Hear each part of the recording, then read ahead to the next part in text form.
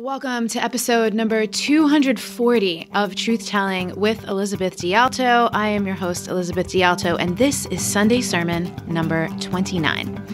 If you're new to the podcast, or this is your first Sunday sermon, these are shorter solo episodes, just 10 to 20 minutes, that go a bit deeper and can be a little more esoteric than our regular interviews. During Sunday sermons, I do things like oracle readings, share my favorite prayers, poems, or excerpts from what I'm reading or studying right now. And these are like wild and untamed gospel, heart ponderings, and delicious morsels of wisdom filled with creative and inspiring ideas, thoughts, and ruminations to spark the truth, power, wisdom, and love that lives within you. All belief systems are welcome here on the show. My truth, ponderings, experiences, and curiosities are simply that, my own. So no matter what your faith is, may you get exactly what you need from listening to this, and may you remember always that everything you've ever needed has always been inside of you. You are made from love, you are love, and you are loved. So today I'm talking about the dance of desire, and you'll see what that means as we get further into it, but I want to start with the book Radical Acceptance by Tara Brach. I ordered this book a few years ago, and I can remember having it in the home where I lived in Carlsbad, California. So that means it had to be 2014 or 2015, so either 3 or 4 years ago, and I've never actually read it. I've picked it up from time to time, and to be honest, I'm pretty good at acceptance, so it's not that I thought it couldn't teach me anything. I mean, I ordered it, but it wasn't urgent on my to-read list, and you all know I'm a huge nerd, so my queue is a couple miles long.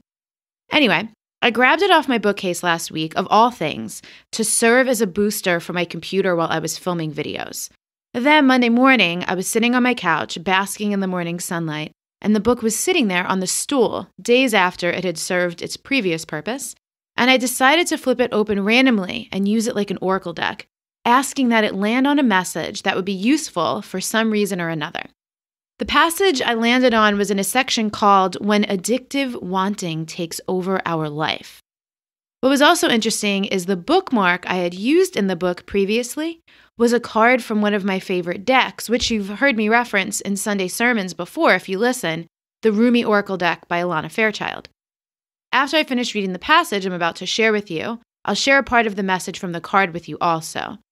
So whether you struggle or suffer with any kind of addiction, this is going to be the kind of sermon where I simply share messages with you and leave it up to you for how you want to interpret it or find resonance if there is any for you.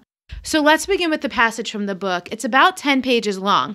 I was actually going to break it up and try to shorten it, but then I just couldn't find anything to cut out. So this is going to be a little lengthy for me to read to you, but we'll deal with it. Consider it Sunday story time with your internet friend, Elizabeth DiAlto. Here we go.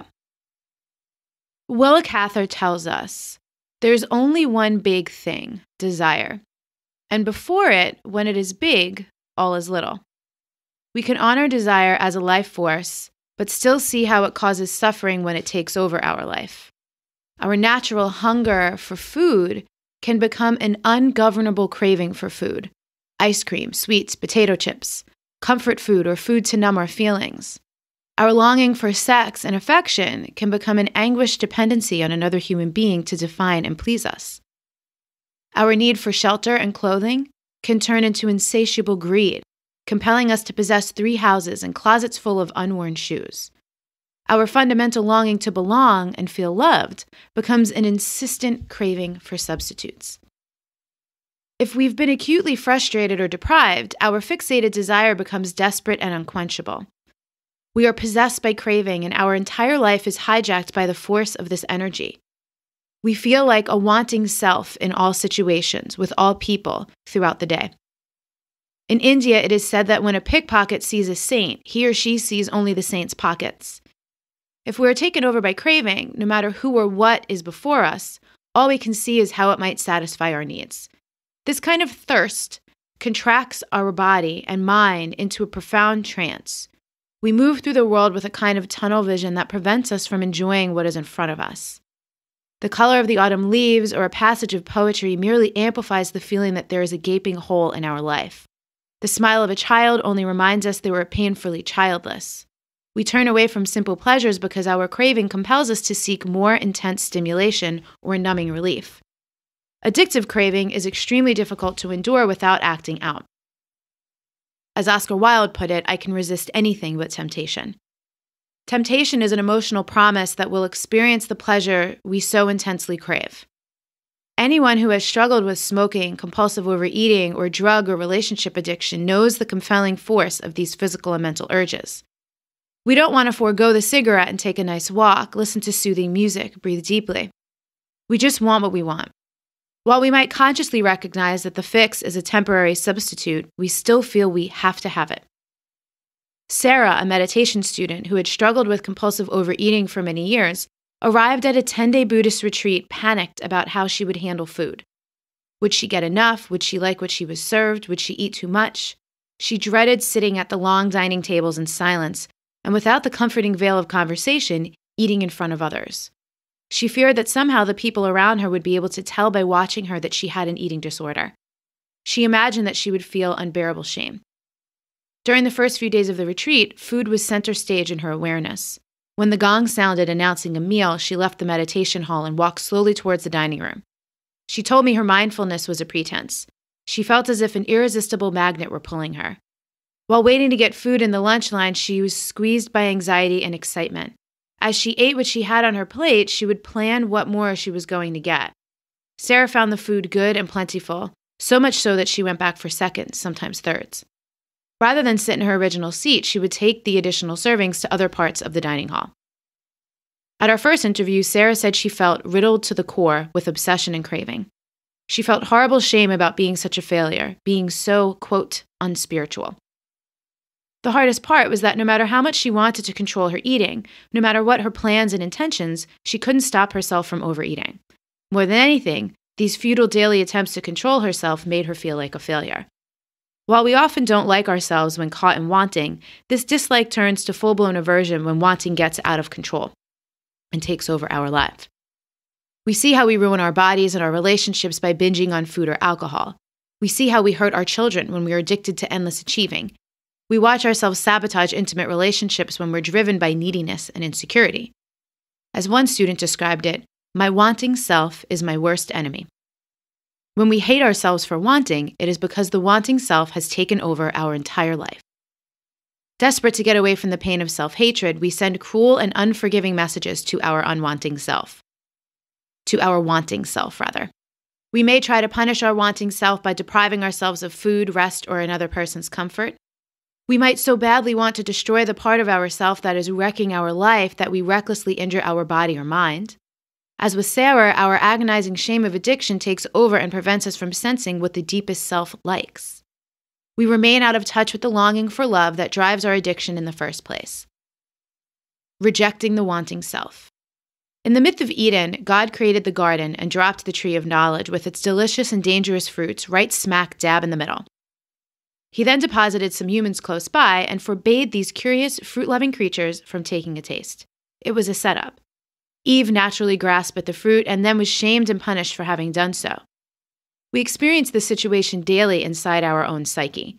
We're encouraged by our culture to keep ourselves comfortable, to be right, to possess things, to be better than others, to look good, to be admired. We are also told that we should feel ashamed of our selfishness, that we are flawed for being so self-centered, sinful when we are indulgent. Most mainstream religions, Judeo-Christian, Buddhist, Hindu, Muslim, Confucian, teach that our wanting, passion, and greed cause suffering. While this certainly can be true, their blanket teachings about the dangers of desire often deepen self-hatred.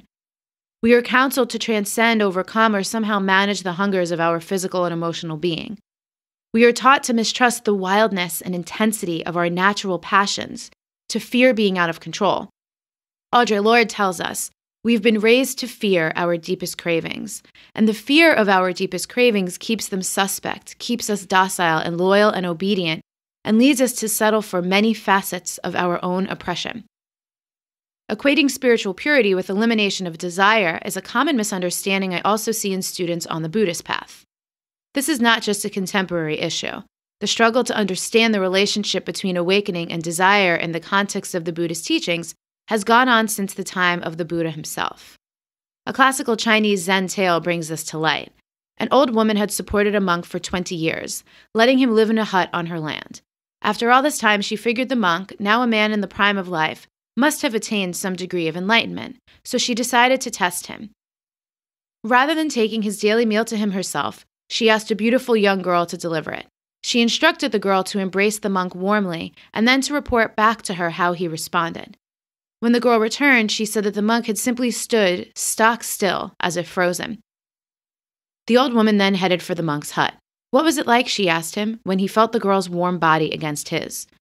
With some bitterness, he answered, like a withering tree on a rock in winter, utterly without warmth. Furious, the old woman threw him out and burned down his hut, exclaiming, "How could I have wasted all these years on such a fraud?" To some, the monk's response might seem virtuous. After all, he resisted temptation. He even seemed to have pulled desire out by the roots. Still, the old woman considered him a fraud.